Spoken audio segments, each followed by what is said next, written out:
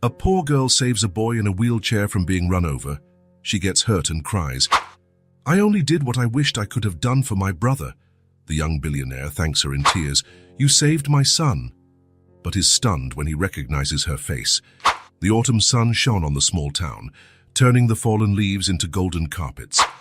It was a Wednesday morning like any other. Children ran to school, hurried adults checked their watches, and the world went on at its usual pace. Nobody imagined that, in less than an hour, certain lives would become irrevocably intertwined. Sophie Rogers, age 5, was skipping along the sidewalk with her purple backpack. Her brown hair was tied in 2 uneven braids, her own attempt at doing her hair that morning, since Rachel, her mother, had left for work before dawn. Her red sneakers were untied, and she had her jacket draped casually over one arm, yet none of that dampened her enthusiasm. She hummed a made-up tune as she hopped over the cracks in the concrete, heading for the elementary school just 2 blocks away. On the opposite corner, Jack Thompson waited in his wheelchair while his father, Michael, spoke with the school principal at the building's entrance. Though only 5 years old, he already carried experiences that far exceeded those of many adults. His watchful eyes followed the other children running around the yard, a blend of curiosity and apprehension in his gaze. It was his first day at this new school. Michael had postponed this moment as long as he could, but Jack's therapist insisted he needed to return to school, to have friends and normalcy. The accident that had confined him to a wheelchair had happened nearly a year ago, and it was time to move forward. "Wait here just a minute, Jack.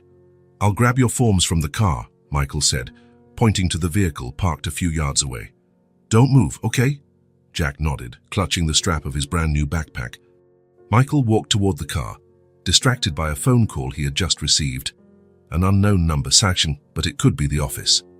He answered swiftly, focusing on the conversation. What happened next came too fast for anyone to react. A delivery driver, trying to maneuver his van while checking the address on his phone, lost control and jumped the curb. The vehicle sped directly toward Jack, who sat frozen in fear in his wheelchair.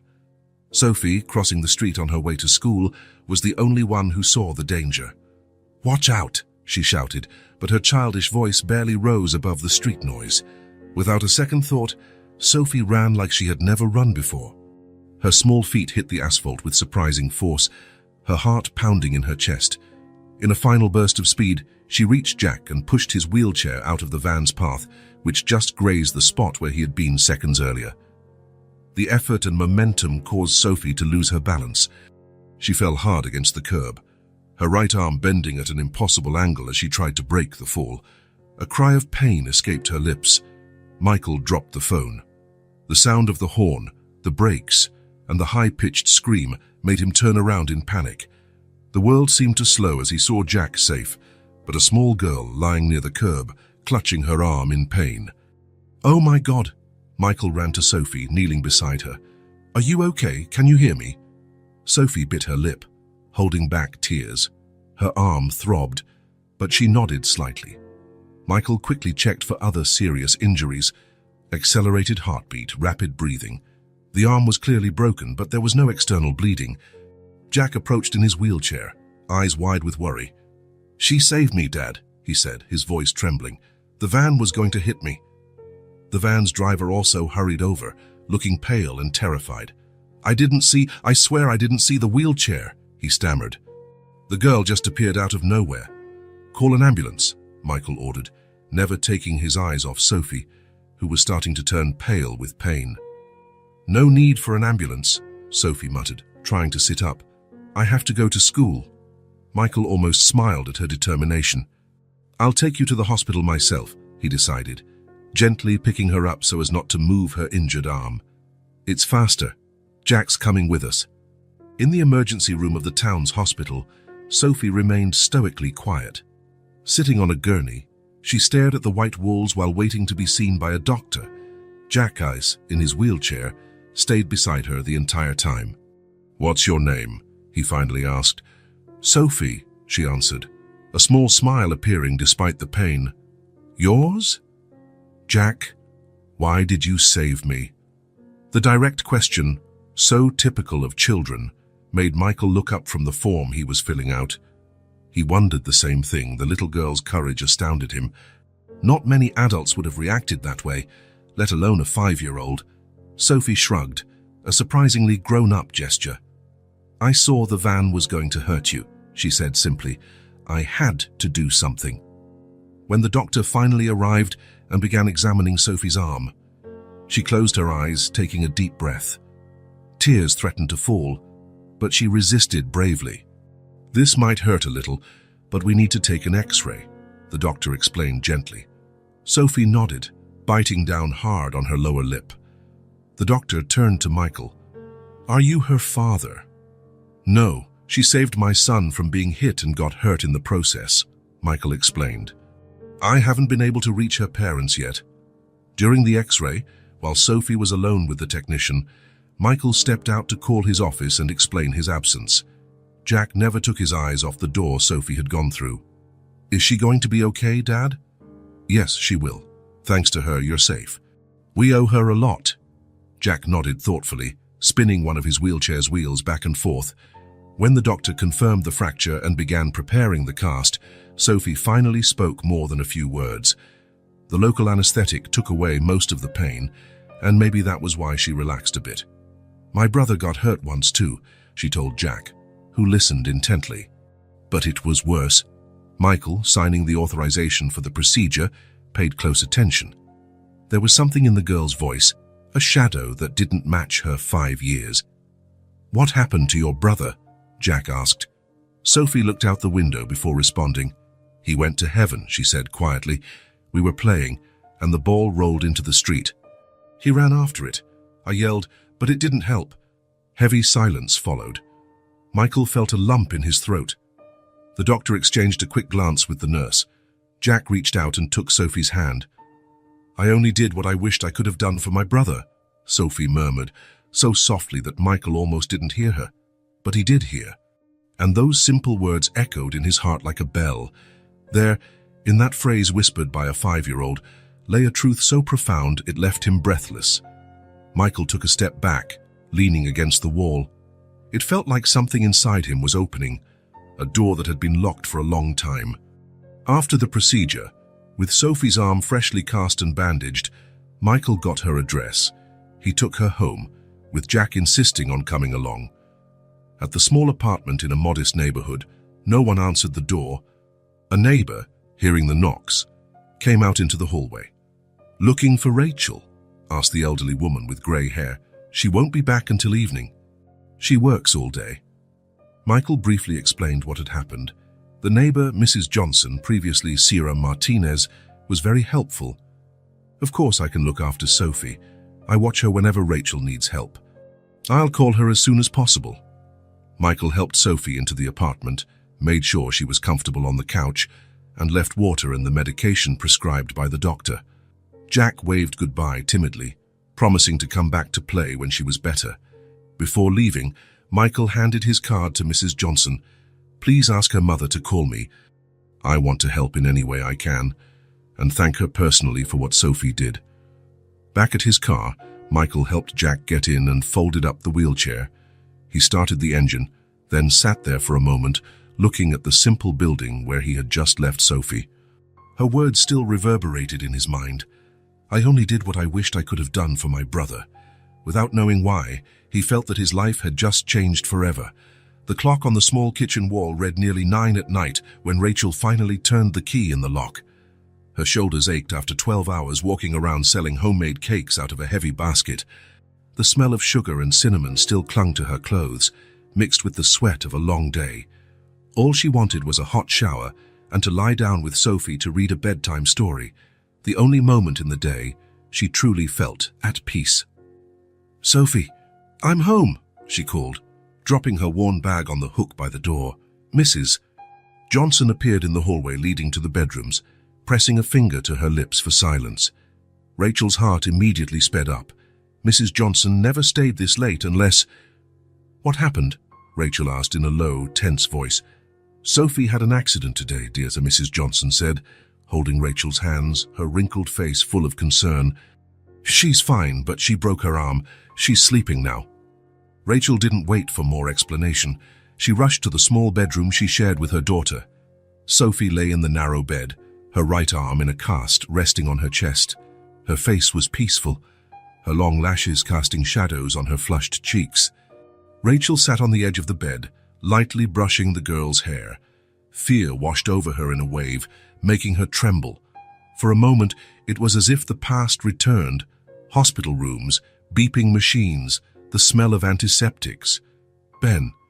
No, she couldn't think about that now.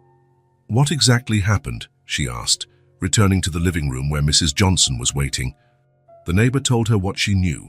An accident near the school. Sophie saving a boy from being run over, a man, the boy's father, taking her to the hospital and then bringing her home. He left his phone number, Mrs. Johnson said, handing Rachel a piece of paper. He asked you to call. Says he wants to help with medical expenses. Rachel took the paper but didn't even look at the number on it. Something unsettling stirred in her chest. I tried to find you in the places you usually sell your cakes, but I couldn't, Mrs. Johnson went on. I gave Sophie the pain meds the doctor prescribed. She had some soup and then went to sleep. Thank you for taking care of her, Rachel said, hugging the neighbor, tears threatening to fall. I don't know what I'd do without you. After Mrs. Johnson left, Rachel took a quick shower, changed clothes, and went back to the bedroom. Sophie was awake and looking at the doorway, as if she knew her mother was coming. Mom, she called, still sounding sleepy. She tried to sit up but winced when she moved her arm. Rachel hurried over to help her. Easy, my love. You need to keep your arm still so it can heal. Seated on the bed with Sophie curled up at her side, Rachel took a deep breath, trying to remain calm. Mrs. Johnson told me you got hurt today. Can you tell me what happened? Sophie nodded, her eyes suddenly bright. There was a boy in a wheelchair, Mom. He was waiting for his dad near the school, she explained, gesturing with her good arm. Then a van came really fast and jumped the curb. It was going to hit him. I ran and pushed his chair away. Just like superheroes do in the movies. Rachel felt her stomach drop. The image was too vivid, too frightening. I fell and hurt my arm, Sophie went on, pointing to the cast with a touch of pride. But Jack's okay. He's my age. Jack, Rachel repeated, stroking her daughter's hair. Yeah, his wheelchair is super cool. His dad took me to the hospital. He was really nice to me, Mom. He bought me ice cream while we waited for the doctor. Rachel tried to process it all. Sophie was always impulsive, always ready to help, to jump in. Just like her father, Rachel thought involuntarily, and quickly pushed the idea away. Now wasn't the time for memories. What's his father like? Rachel asked, trying to sound casual. He's tall, Sophie answered, raising her good arm as if to show his height. He has dark hair, and he wears fancy clothes, like a suit. He speaks softly, but he's kind. Rachel felt a strange chill. That description could fit any businessman in town. It didn't mean anything. Did he tell you his name? Do you remember? Sophie furrowed her brow, trying hard to recall. I'm not sure. I don't think he said. Jack kept asking me to play, and I didn't pay attention. She let out a big yawn. He said he'd come back to see how I'm doing. Can we invite Jack to play here? Rachel forced a smile, despite her uneasiness. Maybe when your arm is better. He looked sad when I mentioned Ben, Sophie said, her voice slowing as sleep crept back. I told him I tried to save Jack the way I couldn't save Ben. Rachel froze. The air seemed to vanish from the room. They rarely spoke about Ben. It was a wound that had never really healed. What did he say when you told him about your brother? Rachel asked, trying to keep her voice steady. Sophie yawned again, her eyes nearly closed. He went quiet. Then he hugged me and said I was really brave. Jack hugged me too, she said, smiling at the memory. I think we're friends now. Rachel kissed her daughter's forehead, helping her settle back into the pillows. Within minutes, Sophie was asleep again, her face relaxed, as if she had faced no danger at all that day. In the dim light of the bedroom, sitting on the edge of the bed, Rachel finally looked at the piece of paper she still held. The faint light from the window was enough to read the name written next to the number. Michael Thompson. It wasn't the same Michael. It couldn't be. The last name was different, for starters. And the Michael she had known so long ago certainly didn't have a child. He probably didn't even remember her anymore. Why would he? They had only spent 6 months of their lives together, nearly 10 years ago. Even so, something inside Rachel trembled, an inexplicable unease like a premonition. The town wasn't that big. Social circles crossed paths, even among people from vastly different worlds. Like her, a single mom selling baked goods in the streets, and a man of business with polished business cards and his own car. Rachel placed the paper in the drawer of her bedside table. She decided she wouldn't call. The hospital bills were covered by insurance, and she didn't need charity, especially not from a stranger who reminded her of a past she preferred to forget. Yet as she lay down next to her daughter, trying to find the sleep that kept slipping away, a shadow of doubt remained. If this Michael returned as Sophie said he promised, Rachel would have to face him, and then she would know. In the silence of that home, the memories Rachel tried so hard to keep locked away began to surface, like water slipping through fingers. 3 days had passed since the accident. Michael tried to focus on work, but his mind kept drifting back to the little girl with uneven braids and courage far beyond her size. The words she had whispered in the hospital about her brother haunted him like a tune he couldn't stop humming. Jack wouldn't stop talking about Sophie either. During physical therapy, at dinner before bed, always the same question: "Dad, when are we going to see Sophie again?" Michael would adjust his reading glasses, look at his son, and give the same evasive answer: "Soon, buddy. She needs to rest." The truth was that Michael also wanted to go back. He had left his number with the neighbor, Mrs. Johnson, but his phone hadn't rung. Perhaps Sophie's mother didn't want any more contact. Maybe she preferred to forget the incident and move on. Who could blame her?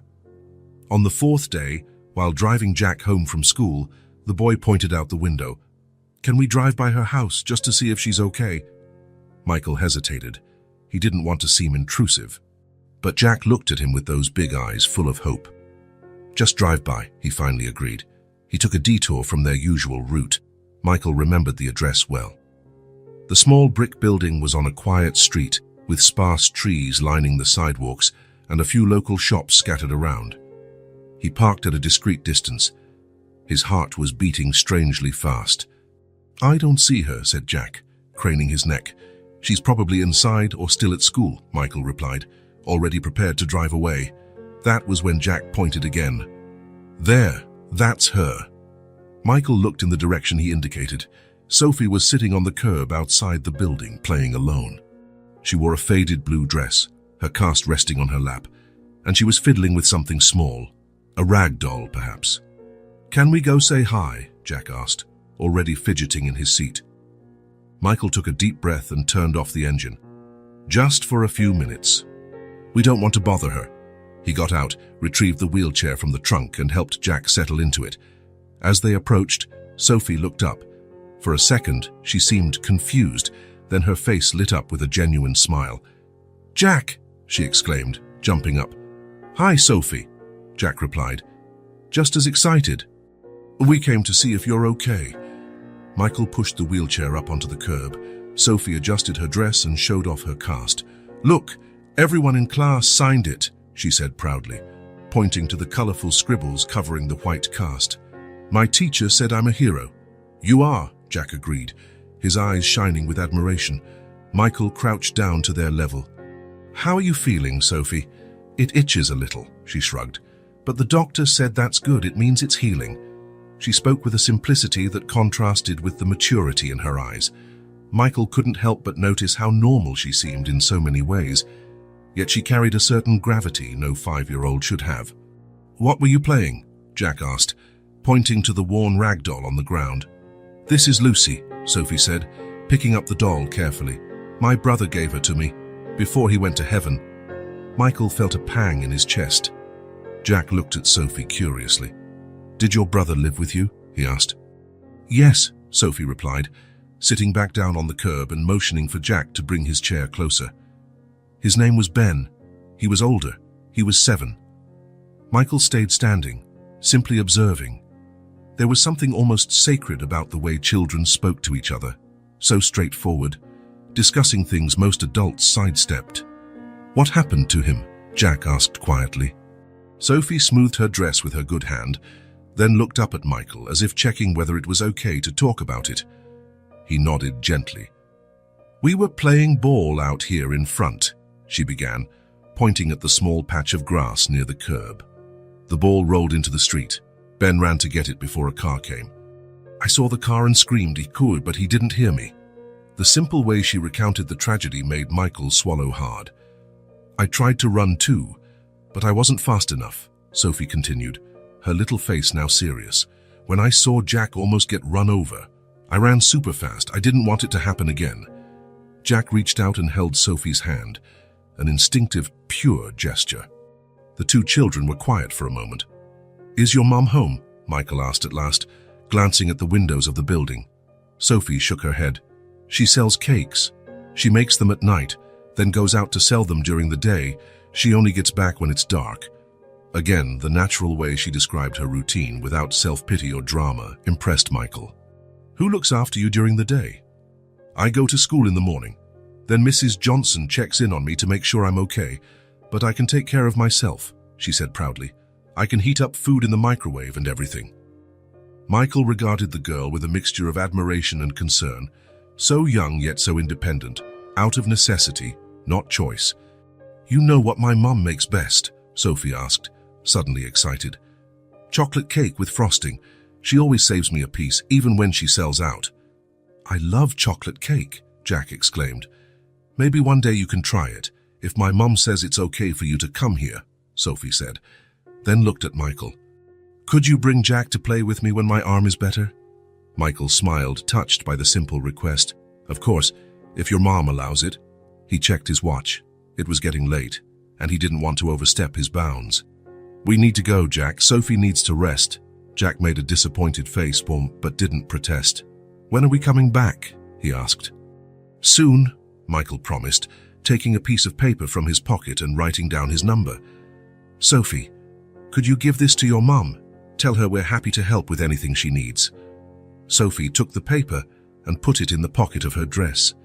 "She works a lot," the little girl said with a small sigh. "But I'll tell her." As they said goodbye, Sophie followed them to the car, waving with her good arm while Michael helped Jack back into the vehicle. Before closing the door, Jack called out, "Sophie, thanks for saving me." She just smiled and shrugged, as if she had done nothing special. Michael started the car and pulled away slowly. In the rearview mirror, he saw Sophie still standing on the curb, hugging her rag doll with her one free arm, watching the car until it turned the corner. Something about that sight stayed with him. That small girl, alone on the curb, radiating a quiet strength that seemed to outsize the entire world around her.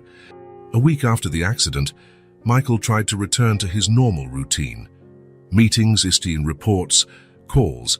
The hectic pace at the office should have occupied his mind completely. Yet he couldn't shake the image of Sophie sitting on the curb with her arm in a cast. It crept into his thoughts at the most unexpected times. During an important video conference, he found himself doodling a little rag doll in the margins of his notes. At lunchtime, he saved a piece of chocolate cake, thinking Sophie would like it. And every night, when he tucked Jack into bed, his son would ask about her. "Can we visit Sophie tomorrow?" It was always the same question, and Michael no longer had any excuse to delay. "Her mom still hasn't called, son," he would answer, feeling strangely disappointed. Jack frowned in thought. "Maybe she lost your number." Michael would smile, ruffling his son's hair. "Maybe." But deep down, he knew better. There was something else at play, Sophie's mother's reluctance to reach out, the way the little girl described her life alone after school, the old sadness in her eyes that no child her age should carry. On a Friday, Michael left work early, telling his secretary he had personal matters to attend to. He drove around the city aimlessly for almost an hour, as if seeking an excuse. Finally, he steered in the direction of Sophie's neighborhood, without fully admitting it to himself. He parked discreetly 2 blocks away from the small building. Turning off the engine, he stayed inside the car. What was he doing? What right did he have to meddle in that family's life? Jack wasn't even with him this time. He had no justification for this visit, yet still he remained. The sun began to set, painting the sky orange and pink. A few children played in a small nearby park. An older man walked his dog. The street was quiet and welcoming in its simplicity, and then he saw Sophie. She came out of the building and sat on the curb, just as before, but this time she had a piece of colored chalk. With her good hand, she drew shapes on the grey sidewalk, flowers, stars, and what looked like people holding hands. Michael watched for nearly 20 minutes.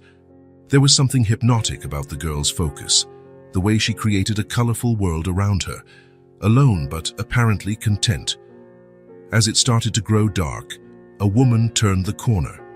She carried a basket covered by a white cloth, walking slowly, as if weighed down by the day's fatigue. Sophie looked up from her drawing and waved enthusiastically. The woman quickened her pace upon seeing her daughter. Even from a distance, Michael could see her tired smile. There was a natural grace in her movements, a certain elegance that clashed with her simple clothes and the heavy basket she carried. Sophie sprang to her feet and ran to her mother, wrapping her arms around the woman's legs and excitedly talking about something Michael couldn't hear. The woman set down the basket and gently touched Sophie's face. Her back was to him, but something about the tilt of her neck and the way she tucked a stray strand of hair behind her ear. A chill ran down his spine. Could it be? The woman picked up the basket again and stood. Sophie took her hand, and the two headed toward the building. Before going in, the woman turned slightly to look down the street. For a second, so brief it could have been his imagination, Michael caught a glimpse of her profile. His heart raced. It was like seeing a ghost he knew all too well. He waited another 10 minutes in the car, trying to organize his thoughts. Could it be a coincidence, a casual resemblance, or was it truly her? He had to find out. Driven by a force he couldn't explain, Michael got out of the car and walked to the building. His courage nearly deserted him when he stood at the door, but the image of Sophie saving Jack gave him strength. He owed that little girl, owed her gratitude, owed her honesty, owed far more than he could yet imagine. He took a deep breath and knocked softly. The sound echoed in his own ears, amplified by anxiety. Footsteps approached from the other side. The doorknob turned, and there she was. Time stopped. The years fell away. Michael felt himself transported to another place, another moment. She was different, some fine lines around her eyes, shorter hair, a slimmer face. But the eyes, her eyes were the same ones that had looked at him with so much love all those years ago, the same ones that had shed tears when he left. Rachel? He breathed the word more than spoke it. She froze. Her face went pale, revealing her shock. She took a step back instinctively, as if seeing something that frightened her. Michael? Her voice was barely above a whisper. The silence that followed had weight, a texture all its own. So many years, so many words left unsaid, so many paths traveled in different directions. And now here they were, face to face, connected by a child they hadn't even known existed in each other's world. Michael broke the silence first. He had to say something, anything, to anchor the moment in reality. "I'm the father of the boy your daughter saved," he said, his voice trembling slightly. "I didn't know. I came to say thank you, and offer any help you might need, to make sure Sophie is okay." Rachel still looked at him as if she couldn't believe what she was seeing. Slowly, the surprise on her face gave way to a more controlled expression. She took a steadying breath, squaring her shoulders. "Thank you for everything you did for her," she finally said, her voice now firm. "It was a huge scare, but she's fine." She looked directly into his eyes, with an intensity that reminded him of how she had always been. Straightforward, no beating around the bush. "We don't need anything, Michael." "Really?" Michael felt the impact of those words, not because of what they said, but how they were said, with finality, with distance. "Rachel, please." He hesitated, trying to find the right words. "I'm not here to stir up the past. I just want to repay what your daughter did for my son." Her expression closed off even more. Without another word, Rachel stepped back and shut the door. The sound of the door closing echoed through the empty corridor. Michael stood there, motionless, staring at the cold, impersonal wood that now separated him from her, from the girl, from the answers he didn't even realize he was seeking. He took a deep breath. feeling his chest tighten with emotions he thought he had buried long ago. Slowly, he turned and walked back toward the street, to his car, and to his neatly arranged life. But he knew nothing would ever be the same again. The past now had a name and an address. The digital clock on the nightstand read 3:27 a.m., the red numbers glowing in the dark. Michael was sitting in the armchair by the window, gazing at the moon through partially open curtains. He hadn't been able to sleep.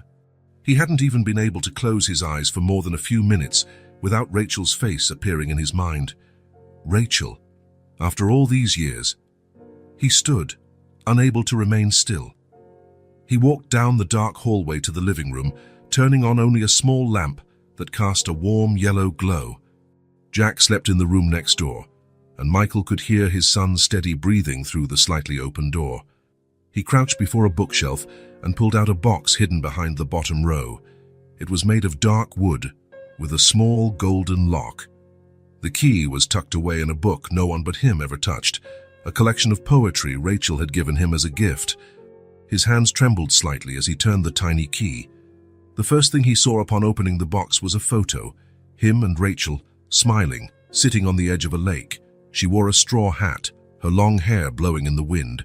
He had his arm around her waist, looking at her like she was the only person in the world, because at that moment, she was... Michael picked up the photo carefully, noting how the edges had yellowed. How did this happen? He murmured to himself, still unable to believe the coincidence. How could Sophie be her daughter? How did her daughter end up saving my son? He continued rummaging through the box. There were letters, movie tickets, a handkerchief embroidered with her initials that he had never returned, tiny fragments of a story that felt like it belonged to another life, a story cut short. He closed his eyes, letting the memories come. The day he met Rachel, working part-time at a coffee shop while finishing college, her smile each time he ordered the same coffee, just to see her, their first date at the park, the first night they spent together. Then came the other side of the coin, the look on his father's face when Michael told him about her. A girl with no name, no family, no future, the veiled threats about his inheritance, his place in the family business, the impossible choice he had to make. His last argument with Rachel still echoed in his mind, even after all these years. You never believed in what we had, Michael. You were never strong enough to fight for us. And she was right. He chose the safe path, the expected path. He married Catherine, the daughter of one of his father's business partners, a gentle, beautiful, appropriate woman. They had Jack, and for a while, he convinced himself that he was happy, until the accident that took Catherine's life and left Jack paralyzed. Michael stood abruptly, returning the photo to the box. Catherine's death had nothing to do with Rachel. They were separate stories, separate lives. He couldn't mix them. But Sophie, seeing Sophie felt like looking into the past. She had those same expressive eyes, that same determined chin, that same impulsive courage, that same natural kindness. It was like seeing Rachel in miniature. What if... He began talking to himself, running a hand nervously through his hair. What if it's not just coincidence? What if it's something more? Michael was not a superstitious man. He didn't believe in fate or invisible forces moving the pieces of our lives. But how else to explain that? Out of all the children in the world, Rachel's daughter had saved his son.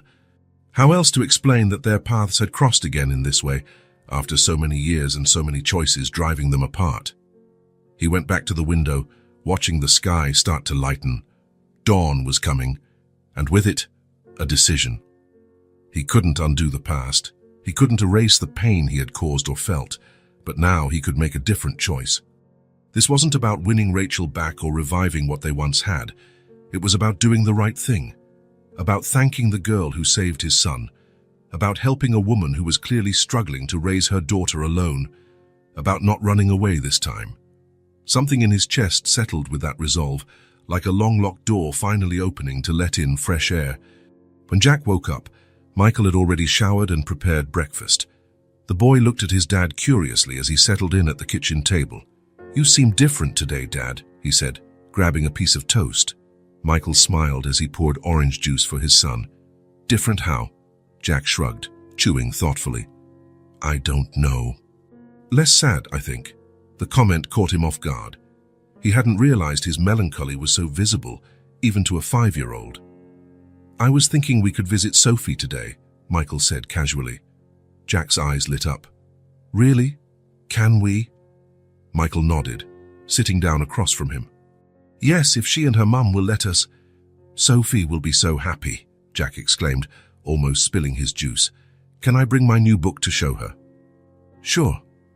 While Jack chatted excitedly about all the toys he wanted to bring for Sophie, Michael felt a sense of calm he hadn't experienced in a long time. He didn't know what he would find. He didn't know if Rachel would open the door, if she would let him get closer, or accept anything from him. But he knew he had to try. He couldn't let fear paralyze him again. He couldn't repeat the mistakes of the past. This time would be different. That morning, as he helped Jack get ready, Michael made a silent promise to himself. He wouldn't run away anymore. He would go back to that simple home, respectfully, without expectations. He would try again to build some kind of bridge over the chasm he had created so many years before. Not for himself, not for some romantic fantasy or nostalgia, but for Jack, who had been smiling more since meeting Sophie.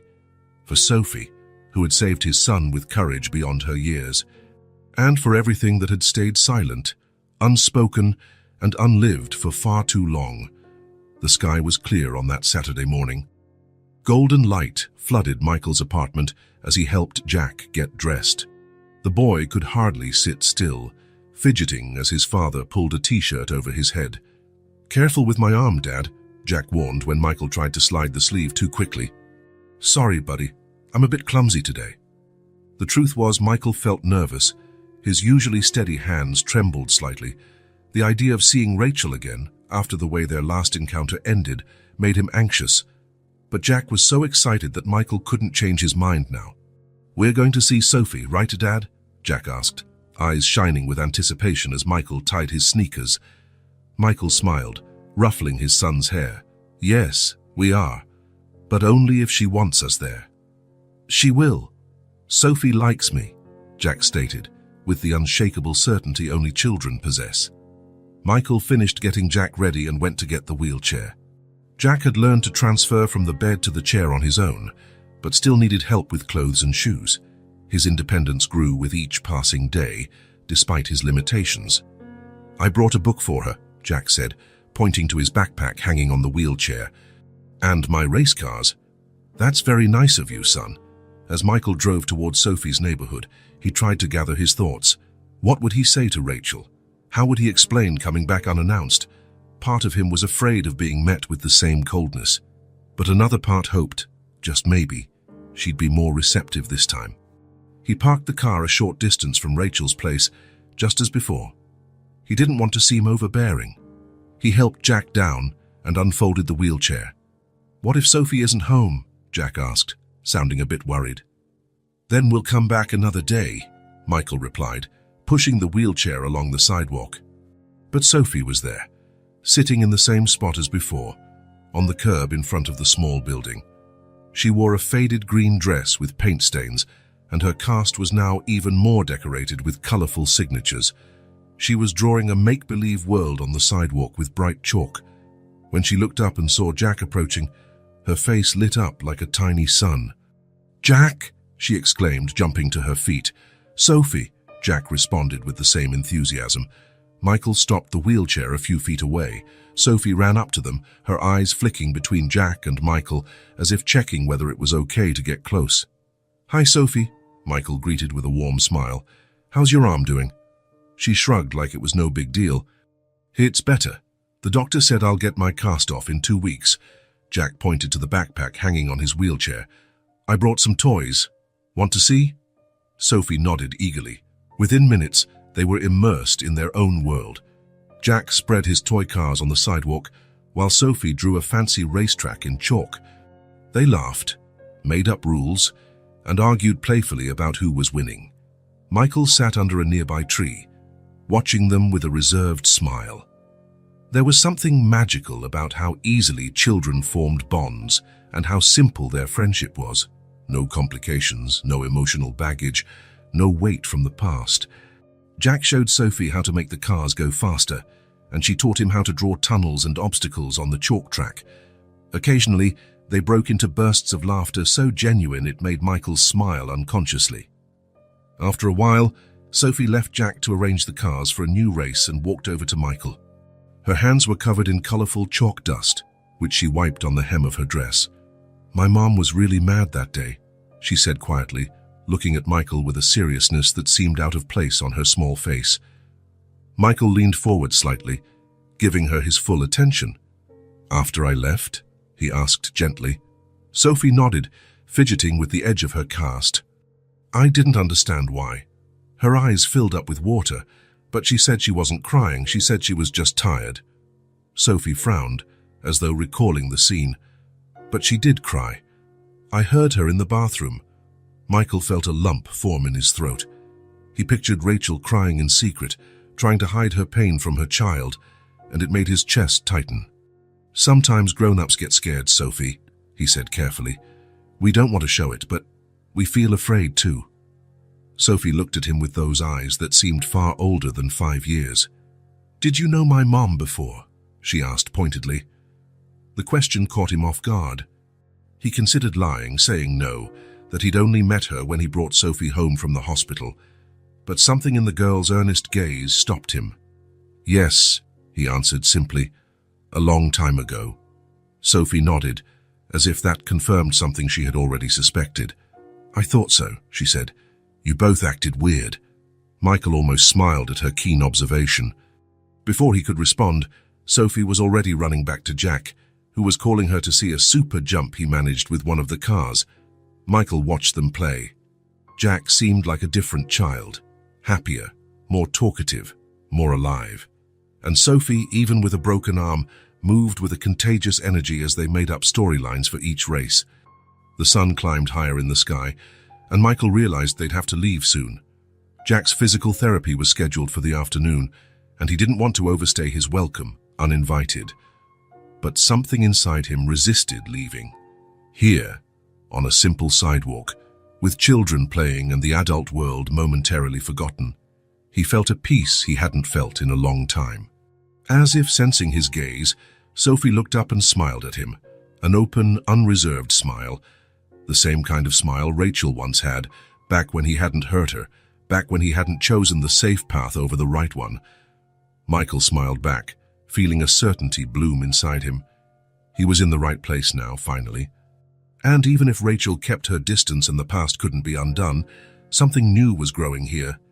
In the children's friendship, in these mornings of play, in their exchanged smiles, a fragile start, but a real one. The sun was beginning to set when Rachel finally turned onto her street.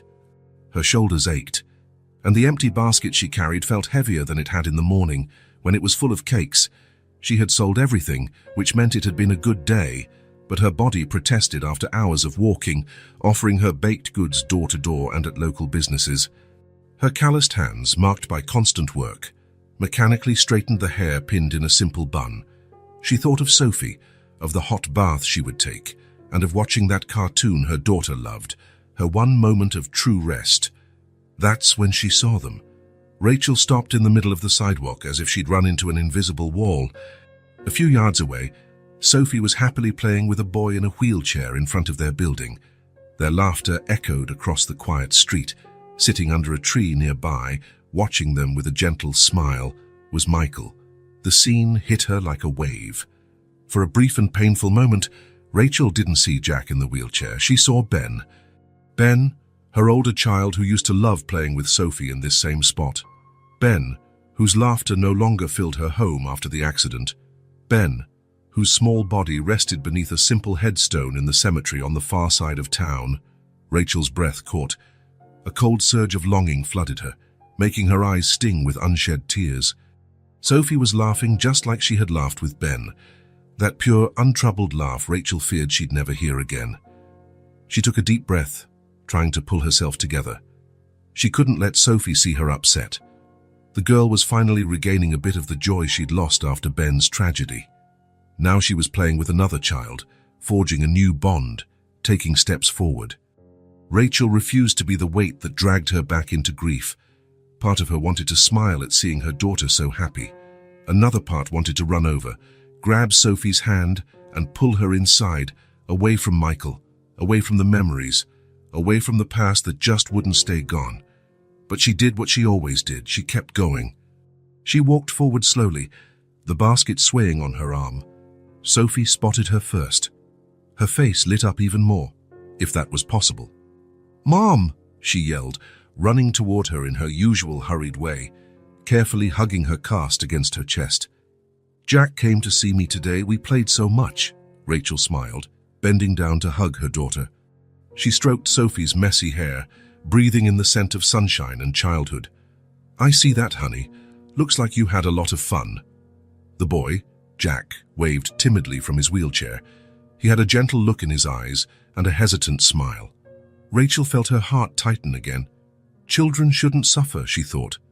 Not Jack, confined to that wheelchair. Not Sophie, bearing the loss of her brother. Not Ben, who left too soon. Michael rose slowly, as if afraid of startling her. Their eyes met, and for a moment, time stood still between them. There was no hostility in his gaze, only a sort of respectful caution. "Hi, Rachel," he said in a low voice, almost as if asking permission. "Michael," she replied, keeping her own tone neutral despite the storm inside her. Sophie dashed back to Jack, showing him something drawn on the sidewalk, chalk doodles. The two resumed their animated conversation, as though the adults weren't even there. Michael took a step toward Rachel, still giving her plenty of personal space. "I only brought Jack because he missed her," he explained, hands in his pockets. A gesture she remembered from years ago when he was nervous. "If this is a bad time, I understand." Rachel watched them for another moment. Sophie, so open, so free with a boy she barely knew. Jack, and whose physical limitations didn't diminish his enthusiasm one bit. And Michael, who had returned even after she'd slammed the door in his face. Something inside her gave way, like thin ice cracking under gentle pressure. "If Sophie's okay with it, then it's fine," she finally answered, her words coming out softer than she had intended. Michael nodded, relief evident on his face, though he tried to hide it. "Jack has therapy soon, so we should get going," he said. "But maybe we could come back another day if that's all right with you both." Rachel didn't respond directly.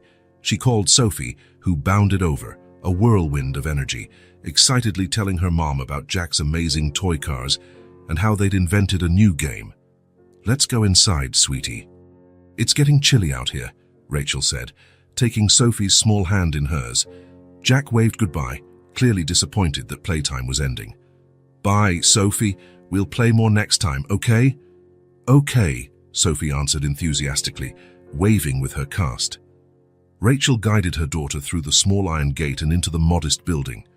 But before shutting it, she glanced back. Michael was helping Jack get back into his wheelchair, his gestures kind and patient.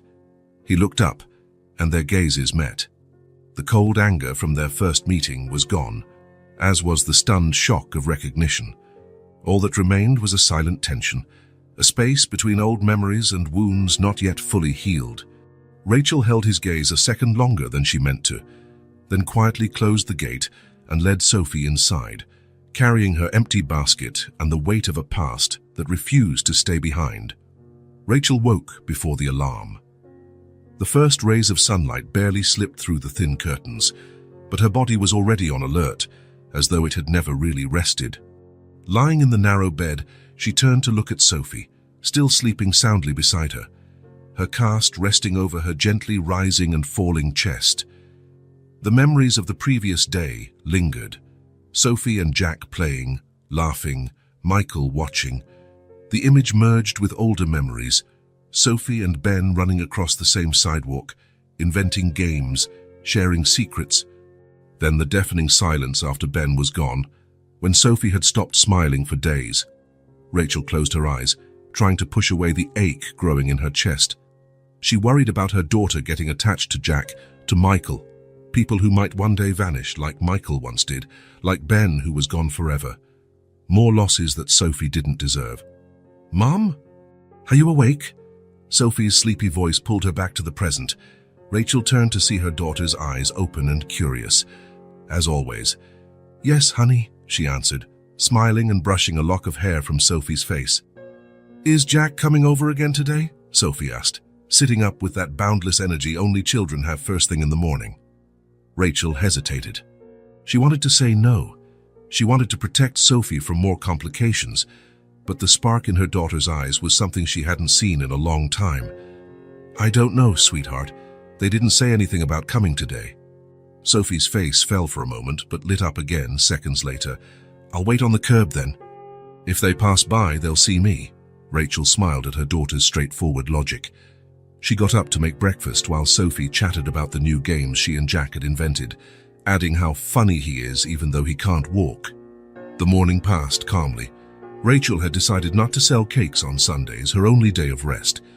She did a light cleaning of the apartment, while Sophie drew pictures at the kitchen table, an old radio playing soft music in the background. It was shortly after lunch that they heard the knock at the door. Sophie dashed to answer before Rachel could stop her. "Jack," came Sophie's thrilled voice from the hallway. Rachel dried her hands on a dish towel and moved to the door. Michael stood there, pushing Jack's wheelchair, looking unsure but hopeful. Jack had a colorful book on his lap, his eyes bright with anticipation. "Sorry for dropping by unannounced," Michael said, noticing Rachel's surprised expression. "Jack insisted on bringing this book for Sophie. We can come back another time if—" "No," Sophie interrupted. "We can read it now." "Can we, Mom, please?" Rachel looked from her daughter to Michael and then at Jack's hopeful smile. She sighed softly. "All right. You can read it out front." Sophie's grin was worth any discomfort. She grabbed Jack's hand, the boy quickly handing the book to Michael and maneuvering his chair to follow her out to the small area in front of the building. Rachel stayed at the door, watching as Michael sat on the little doorstep with the children, opening the book between them. It was a story about an adventurous rabbit. Sophie and Jack leaned in to see the pictures while Michael read, changing his voice for each character and making dramatic faces that earned giggles from both kids. There was something mesmerizing about the scene. Rachel leaned against the doorway, arms crossed, just observing. Michael read with enthusiasm, but also with a noticeable gentleness. He paused to show the illustrations carefully and answered the kids' naive questions with a smile. When the story ended, the children begged for another. Michael glanced at Rachel, silently asking if it was okay. She gave a small nod. During the second story, at a moment when the characters discussed friendship, Sophie turned to Michael with a curious, unexpectedly serious expression. "Why are you so nice to us?" she asked softly, but clearly. Michael stopped reading, visibly taken aback by the question. He kept his finger on the page as a placeholder and smiled gently. "Because you're special," he said simply. "Jack wouldn't stop talking about you after the accident, and I was so grateful, even without knowing who you were." Sophie seemed to think that over, her brow furrowed as she processed something important. "Jack reminds me of Ben," she finally said, "and my brother." Her words fell like stones in the sudden silence. Rachel, who had been quietly watching, felt her entire body tense. Hearing Ben's name out loud still hit her like a punch to the gut. Michael glanced at Rachel, noticing her reaction. He saw the tears she fought to hold back, the way her hands tightened around her arms. Jack looked from Sophie to the adults, sensing the shift but not fully understanding it. "Who's Ben?" he asked innocently. "My brother who went to heaven," Sophie answered in the same casual tone she used when talking about her broken arm. "He liked books too, and playing outside." Michael gently closed the book and signaled Jack with a small nod, letting him know they should stay quiet. He stood and moved closer to Rachel, leaving the children to talk over the book's illustrations on their own. "Rachel," he began in a low voice, "I had no idea about your son." His eyes held genuine sadness, a compassion that was more than just politeness. Rachel took a deep breath, trying to keep her emotions in check. "There's a lot you don't know, Michael," she replied, her voice steady despite the tremor she felt inside. "But this isn't the time to talk about it yet." He nodded, respecting her boundaries. He didn't push, didn't insist. He just sat back down on the step, this time a bit closer to the door, near Rachel. To her surprise, Michael didn't resume the book. He simply stayed there, watching the children, who had discovered a tiny beetle crawling on the sidewalk and were now marveling at it. Rachel also remained where she was. The silence between them was no longer charged with hostility or resentment. It was a shared silence, almost comfortable, as though both recognized that there was too much pain to put into words at that moment. The afternoon sun enveloped the scene, the children captivated by their little discovery, Michael and Rachel sitting side by side in the doorway, only a few inches between them and a whole history of diverging paths. Yet for the first time, something else hung in the air besides tension, maybe an understanding, maybe the first step toward accepting that while the past couldn't be changed, it didn't have to dictate the present. A week went by after Michael read stories to the children. Life carried on, Rachel selling her homemade pastries, Sophie attending school, Michael working at his office, Jack going to therapy. But something had shifted, almost imperceptibly from day to day, yet profound when viewed in hindsight. Like a door, long locked, now left ajar. On a Wednesday afternoon, Michael showed up alone. Rachel was sitting on the doorstep, resting after a particularly grueling day. Sophie was at a classmate's house for a school project. Seeing him approach, Rachel showed no surprise. It was as if, somehow, she had expected him. Michael stopped a few steps away, his hands in his pockets, a gesture she still recognized. "Hi," he said simply. "Jack's not with you today?" Rachel asked, noting the boy's absence. "No, he's with the babysitter. He has a medical exam early tomorrow and needs to get some rest." Rachel nodded. She shifted slightly to the side, a silent invitation Michael understood. He moved closer and sat beside her on the step, leaving a respectful space between them. They were quiet for a few minutes, not a tense silence, but not entirely comfortable either. It was the kind of silence that feels like waiting, like preparing. The sounds of the street filled the void. Children playing ball at the other end of the block, a dog barking in the distance, the hum of a car engine passing slowly by. Rachel studied her own hands, rough from work, from the life she led. Michael looked straight ahead, as if arranging his thoughts. Rachel broke the silence first. "Do you know what hurt me the most, Michael?" she asked, her voice controlled yet thick with emotion she couldn't fully hide. "It wasn't the ending. It was that you didn't believe me." She turned slightly, enough to face him, her eyes bright with unshed tears but her voice firm. "I never got close to you for money. I didn't even know who you were at first. Your family poisoned you against me, and you believed them. You left me like what we had meant nothing." Michael lowered his eyes, guilt evident on his face. But Rachel needed to keep going, needed to speak words she had held back for so long. "I felt like you never truly loved me, because if you did, you would have trusted me. But no, you just walked away." She took a shaky breath, fighting the tears threatening to fall. She didn't want to cry, not now, not over this. Michael tried to speak, but she lifted a hand, signaling him to let her finish. "After you left, I moved on with my life. I had 2 kids. Their father abandoned us. We had nothing." Her voice wavered slightly, but she steadied herself. "I worked day and night. I sold cakes on the street with a baby in my arms. I slept in rented rooms, afraid and ashamed. But even then, I kept going." Her last words came out almost as a sigh, years of silent struggle summarized in one small phrase. "I kept going." Michael stayed quiet for a moment, absorbing it all. When he finally spoke, his voice was thick with emotion. "Rachel, I've changed. I'm not the same man who left, and I don't want to disappear from your life or Sophie's. Jack really likes her. And he likes you too. I'm here now, and I want to stay if you'll let me." He paused, searching for the right words. "Rachel, I messed up, and I need to tell you what happened to me too." She didn't respond, but she didn't move away either. She just waited, looking at him with those eyes that saw beyond words. "I married someone my family thought was perfect for me. She was a good woman, but she wasn't you." He spoke honestly, without breaking eye contact.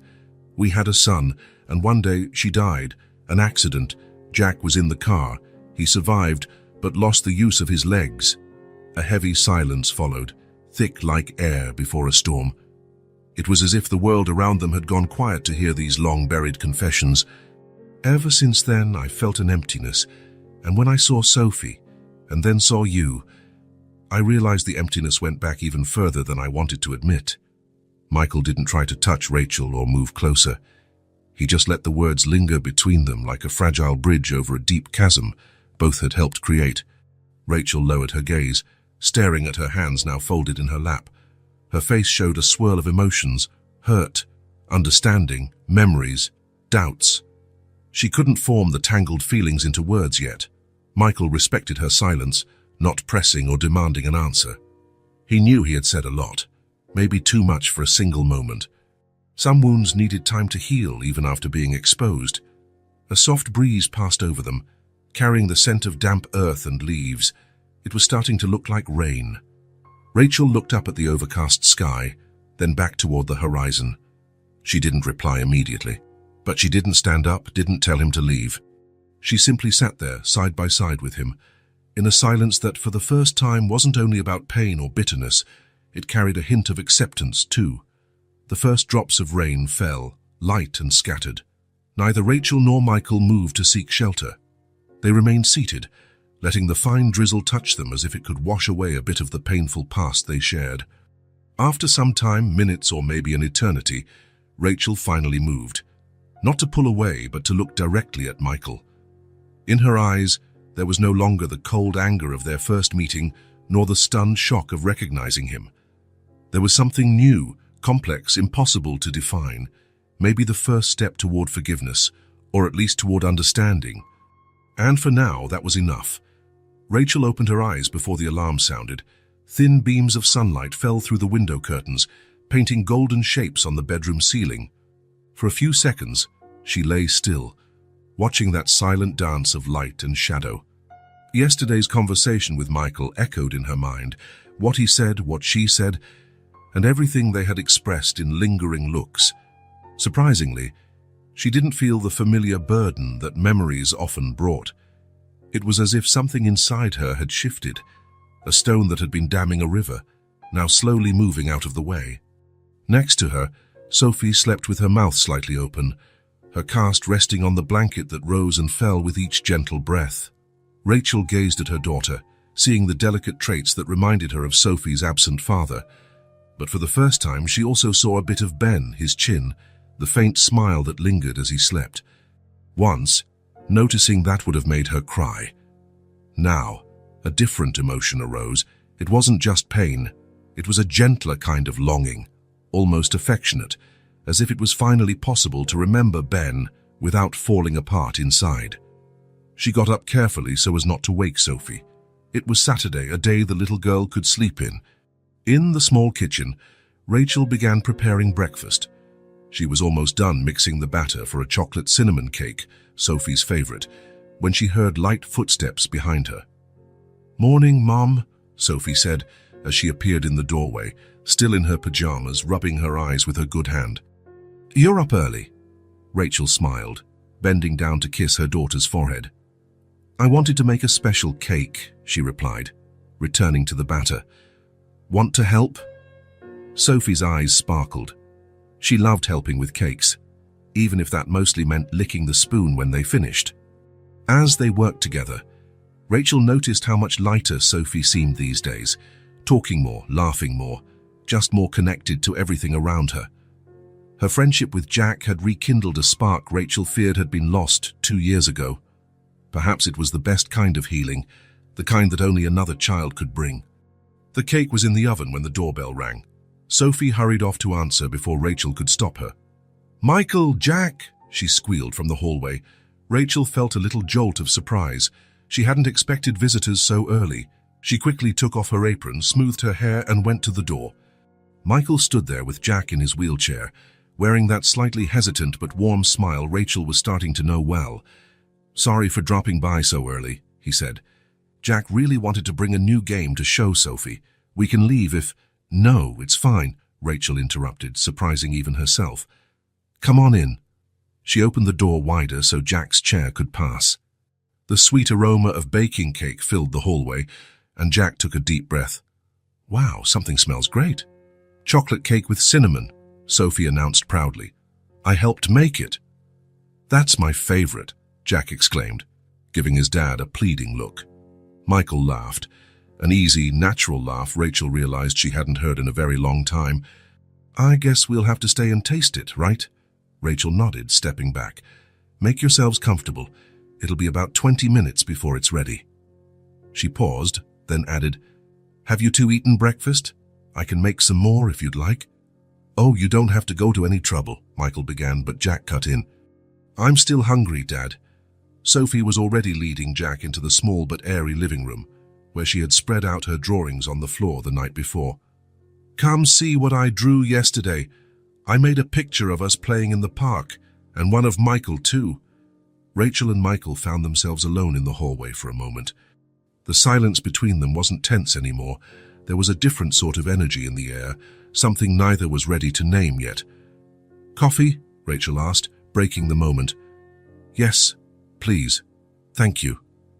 In the small kitchen, while Rachel prepared more coffee and put bread and jam on the table, Michael looked around. The apartment was modest, with simple furniture and older appliances, but every detail revealed care. Homemade curtains stitched with simple embroidery, jars neatly arranged in descending order, a small collection of colorful magnets on the fridge, likely chosen by Sophie. Your home is so cozy, he said, without the condescending tone some might use to compliment a humble place. Rachel gave him a sidelong glance. It's small, but it's enough for the two of us, she replied, setting cups on the table. Sometimes smaller spaces feel more like home, Michael said, sitting where she indicated. My apartment is large, but it always felt empty. He spoke without self-pity, and it touched something in Rachel. It was the first time he'd talked about himself so frankly, without seeming to apologize or justify. From the other room, they could hear the kids' voices in happy bursts. The clatter of something metallic suggested they were building something together. They get along well, Rachel observed, sitting down with her own cup of coffee.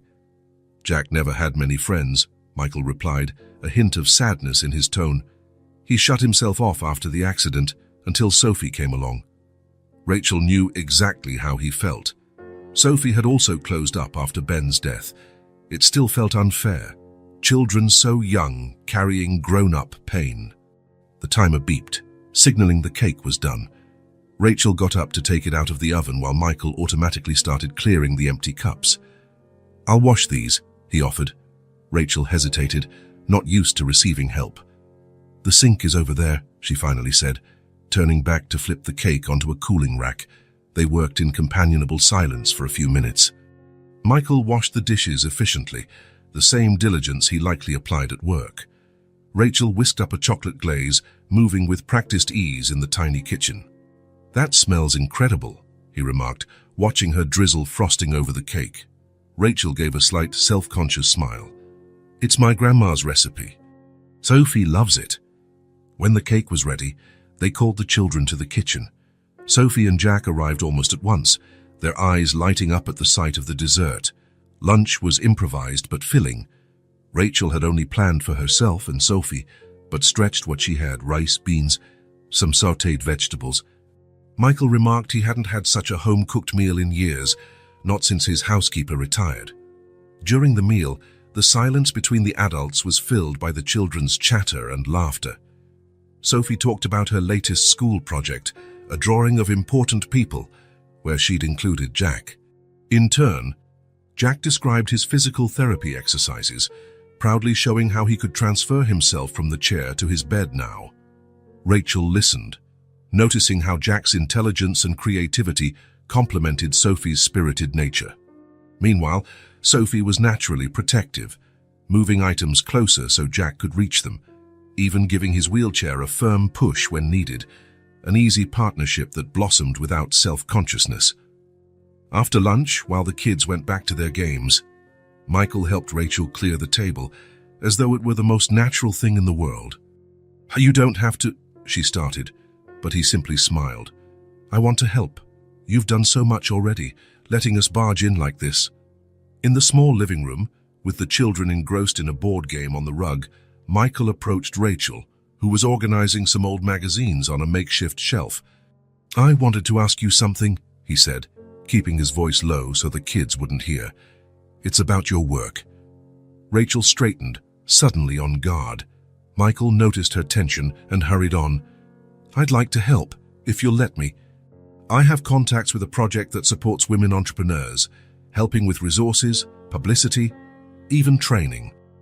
He spoke sincerely, adding, "You make amazing cakes. You could turn that into a real business." Rachel's instinct was to withdraw. Years of struggling alone had built up walls of self-sufficiency. Accepting help, especially from Michael, made her feel vulnerable in ways she wasn't used to. But something inside her was changing. Maybe she was tired of carrying everything by herself. Maybe she saw how Sophie had bloomed lately in a way she hadn't for 2 years. Or maybe it was just the way Michael looked at her, not pitying, not condescending, but truly recognizing her potential.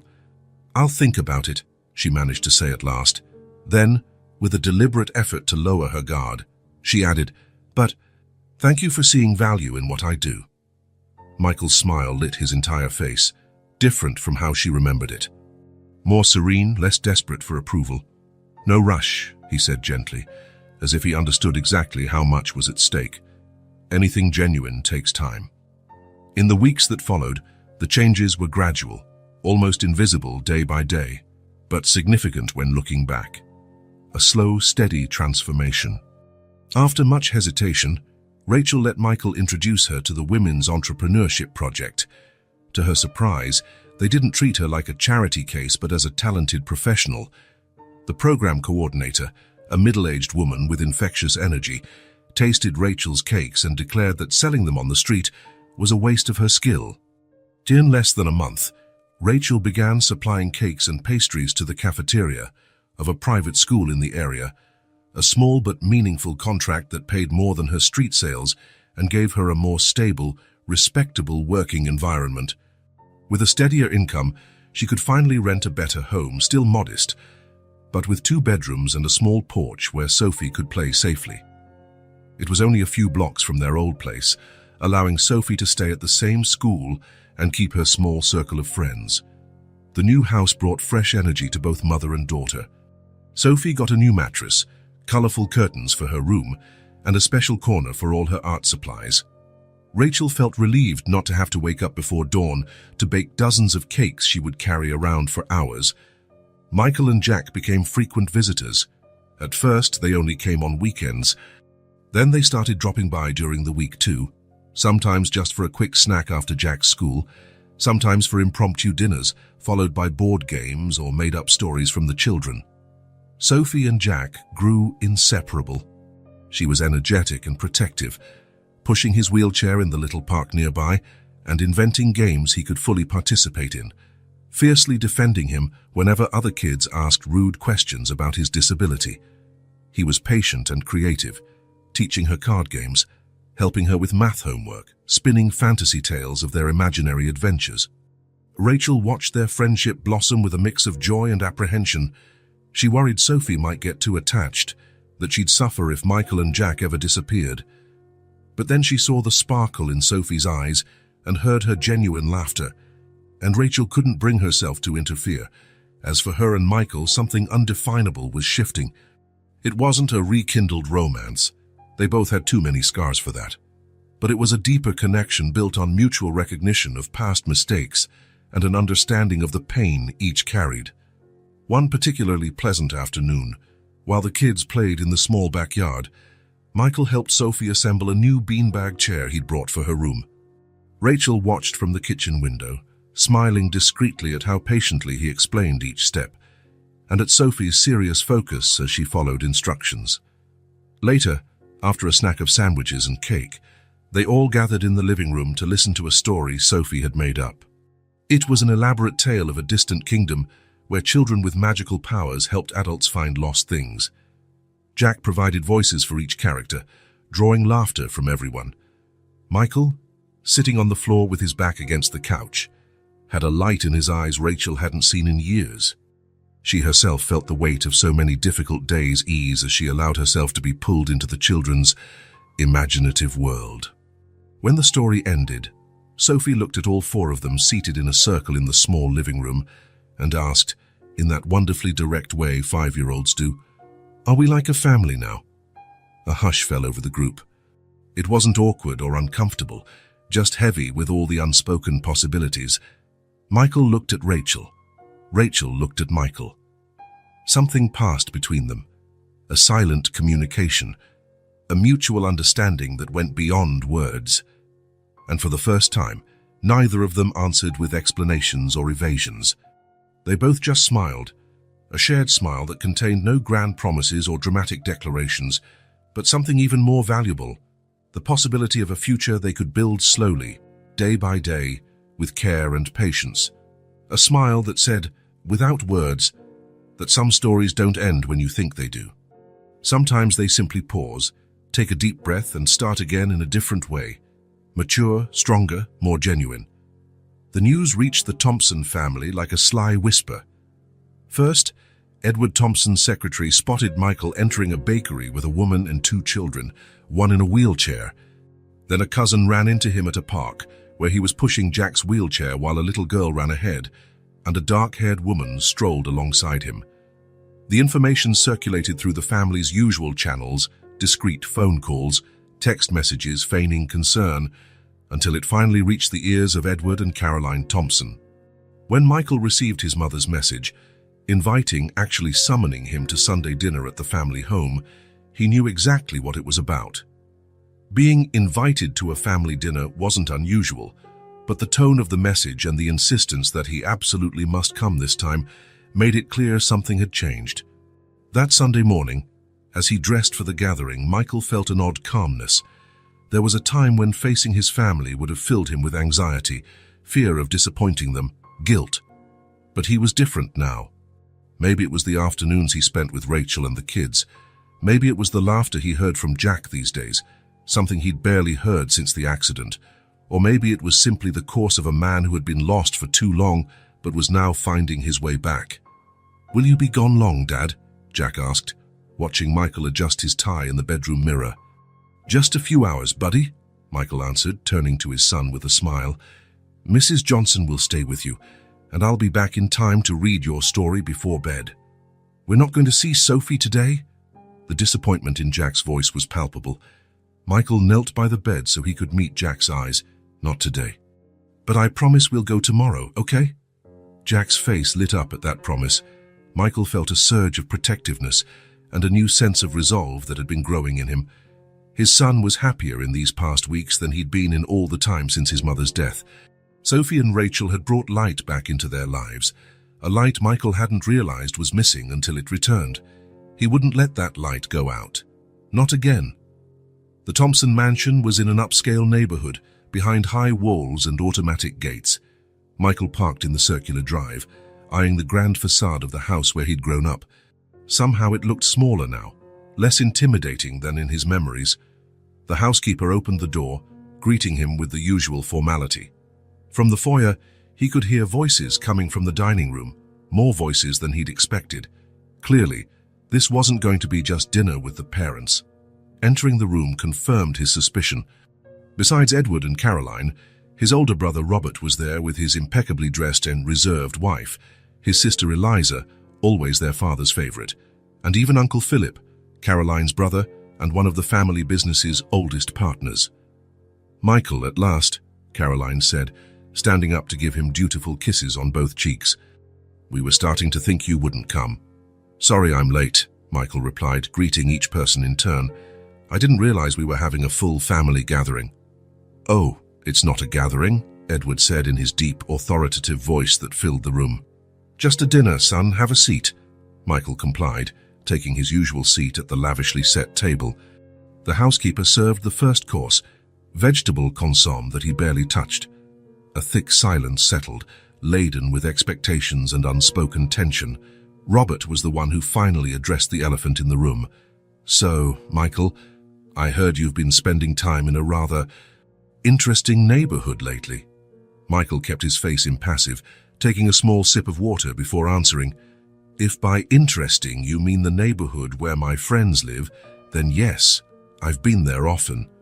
"Friends," Caroline asked in that falsely innocent tone he knew too well. What kind of friends, dear? Michael set his napkin beside his plate, looking directly at his mother. A woman named Rachel and her daughter, Sophie. Her little girl saved Jack from an accident a few weeks ago. We've been spending time together since. The name Rachel dropped like a stone into the calm waters of the family dinner. Edward and Caroline exchanged knowing looks. Robert let out an exasperated sigh. Eliza seemed genuinely puzzled.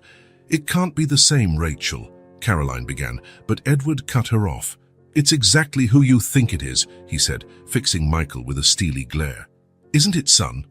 Michael held his father's gaze, refusing to back down. Yes.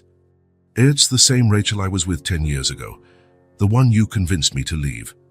Another silence fell, broken only by the soft clink of cutlery on porcelain as the housekeeper cleared the soup bowls.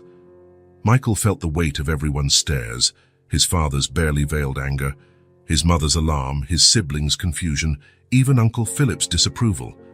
Michael, Edward said once they were alone again, I thought we'd put that phase behind us a long time ago. You did the right thing, distancing yourself from that girl. You made a good marriage, built a respectable family. And look where that led me, Dad, Michael countered, his calm voice betraying the storm within. Catherine's gone. Jack is in a wheelchair. And me, I spent years trying to fill a void that started when I left Rachel. Caroline clutched her chest, as though her son's words had physically hurt her. Michael, how can you say that? Are you implying Jack's accident was some kind of punishment? No, Mother. I'm saying life doesn't follow the perfect script you and Dad wrote for me. Maybe, just maybe, I should have trusted my own instincts 10 years ago. Robert interjected with that condescending tone Michael remembered from childhood. Let's be realistic. This woman, this Rachel, she's going to use you again. She's probably struggling financially, saw an opportunity when her daughter met Jack, and now she's just playing the situation. Robert is right, Uncle Philip added, speaking for the first time. People like her always have an angle, Michael. Always looking for an advantage. Michael looked around the table, at his family, the people who should support him, understand him, love him no matter what. Yet all he saw were strangers, confined by their narrow worldview, unable to see beyond their privileged circle. You don't know her, he finally said, his voice low but steady. You never did. Rachel's had every chance to ask for my help from day one. And guess what she did? She refused it. She shut the door in my face. She kept working, like she always has. Edward made a sound of disdain. And now she's finally letting you in. How convenient, don't you think? That was the final straw. That... Michael pushed back his chair and stood, palms pressed flat against the table.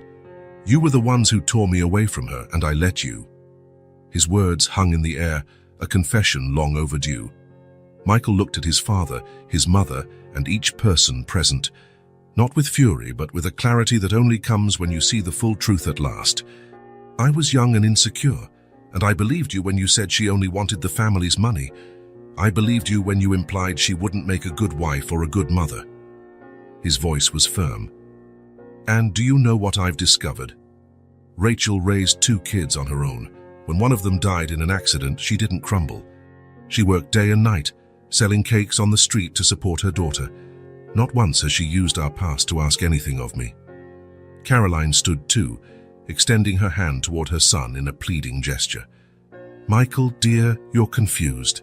This woman, she has a name, Mother, Rachel. And she has more integrity and strength than anyone at this table, myself included. Edward slammed his fist on the table, making the glasses rattle. That's enough, Michael. I won't tolerate this kind of behavior under my roof. You have obligations to this family, to our company. No, Dad. Michael headed for the door, stopping only to turn back one last time. I have obligations to my son, to my heart, and to the people who actually care about me, not about what I stand for or how they can mold me. The break was unmistakable. Michael saw it in his father's eyes, a line crossed that couldn't be uncrossed. He was choosing a path outside the one the Thompson family had mapped out for him since birth. If you walk out that door now, Edward threatened, his face red with fury, don't bother coming back. Michael smiled, not with contempt or anger, but with a quiet serenity he'd never felt before. "I don't think I was ever really here to begin with, Dad. Not truly." The sound of the dining room door closing behind him echoed like a period at the end of a sentence far too long. In the foyer, the housekeeper stared at him in surprise as he left so soon. Michael simply gave her a courteous nod and kept walking. The cool night air greeted him as he stepped out of the mansion. He inhaled deeply, filling his lungs as if it were his first real breath. In a way, it was a wave of freedom washed over him. Not the freedom to do whatever he wanted, but the fundamental freedom to be who he really was. He got into his car and drove away. Without hesitation, without doubt, he steered toward Rachel's house. He hadn't planned on visiting her tonight, but now it was the only place he wanted to be, the only place that felt like home. The confrontation with his family, a moment that once would have left him shattered, now seemed more like a necessary step on a bigger journey.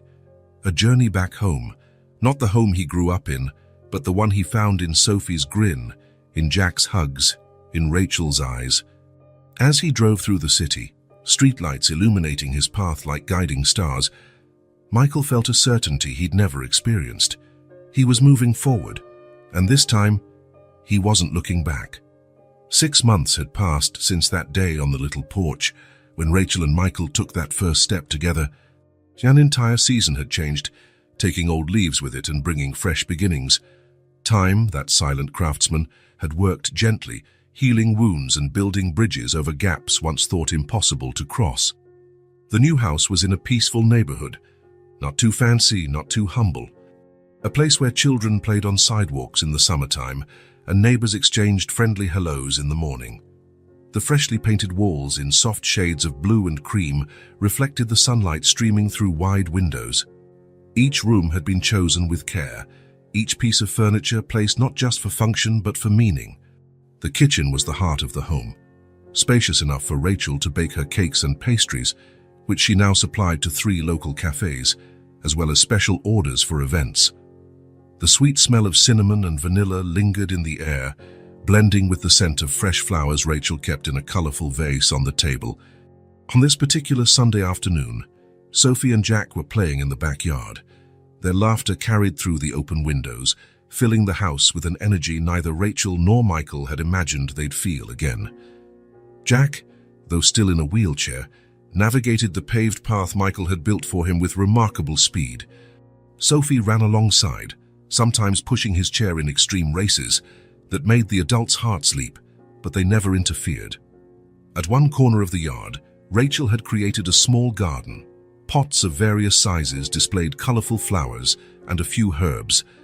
It was her place of peace, where she worked on weekend mornings with Michael, quietly keeping her company, occasionally glancing up from his book to admire her. "They're so happy," Rachel remarked, watching the children through the kitchen window as she put the finishing touches on an orange cake. Michael stepped closer, standing beside her. "You look happy too," he said, noticing the glow in her eyes and the lightness in her movements. Rachel smiled, letting herself savor the simple truth of his words. "I am," she replied simply. They didn't live together, not officially. Michael and Jack still had their own apartment a few blocks away, but they spent so much time at Rachel's new house that the distinction felt almost symbolic. A necessary formality, though, respecting the careful pace they'd set. No rushing, building trust one brick at a time. The doorbell rang, cutting the moment short. Michael went to answer it, returning with a box of children's books and a basket of fresh fruit. "Special delivery," he joked. "Books for the kids' little library and fruit for tomorrow's cake." Rachel watched him set the basket on the counter. It was such a simple gesture, bringing books, fruit, sometimes flowers, but it was filled with a kind of attentiveness she had never experienced before. They weren't expensive or grandiose gifts, just small signs that he was always thinking of them. "Thank you," she said, placing a light hand on his arm. "I think it's time to call the kids in for a snack. The sky's starting to change color." Michael nodded and headed into the backyard. Minutes later, the children barreled inside like a whirlwind of noise and excitement. Sophie, now with her arm fully healed, was clutching a sheet of paper. Jack wheeled himself inside with the confidence of someone who knew every inch of the place. "Mom, Michael, we made a super important drawing," Sophie announced, her eyes shining. "Let's go to the front porch," Rachel suggested. "The cake's ready, and you can show us your picture while we eat." The little front porch had become their favorite gathering spot. With a round table, comfy chairs, and hanging plants, it offered a cozy view of the neighborhood's quiet street. Rachel served the cake with juice for the kids and coffee for her and Michael. The sun was starting its descent, coloring the sky with warm orange and pink hues. The golden light washed over them, creating soft shadows and brightening their smiles. Michael recounted a childhood story of when he tried building a treehouse, only to learn the hard way he had zero woodworking skills. "Falling out of the tree wasn't even the worst part," he said, laughing. "It was when my dad found me covered in mud, surrounded by broken boards." Sophie laughed so hard her eyes closed. Jack clapped his hands, demanding more details. Rachel listened with a serene smile. There was a feeling there that no one needed to label, but they all felt it. Belonging. Being exactly where they should be, with exactly whom they should be. When the story ended, Sophie remembered the drawing. She carefully lifted it from the table and held it out, beaming, "Look what Jack and I made." The drawing, made in bright markers, showed 4 people holding hands, 2 adults and 2 children. There was also a brown dog beside them, a big tree with red fruits, and a house with open windows that had little music notes floating out. "That's us," Sophie explained, pointing to each figure. "Me, Jack, Mom, and Michael. And that's Sparky, the dog we don't have yet but will someday." She turned serious. "Now everything's complete." Rachel felt her chest tighten, not with pain but with a surge of emotion she could barely contain. She looked at Michael and saw her own feelings reflected in his eyes. He reached across the table and took her hand calmly. Their fingers interlaced naturally. As if they were meant to fit, they said nothing because there was no need. Jack studied the drawing with satisfaction. "Can we hang it on the living room wall?" he asked. "Of course," Rachel said softly. "It'll look perfect there." The sun continued to sink, bathing the porch in warm light that felt like a blessing on the moment. A gentle breeze ruffled the hanging plants, sending shifting shadows dancing across the wooden floor. Sitting together under the ever-changing sky, something crystallized in the air, a shared certainty that couldn't be put into words. The past couldn't be altered, but the present had been accepted in all its beauty and flaws, and the future, after so long, felt light, brimming with possibilities that no longer frightened them but invited them forward. Later that evening, after the children were in bed and Michael was preparing to head back to his apartment, Rachel walked him to the door. The night was calm and filled with starlight. "Thank you for today," she said, leaning against the doorframe.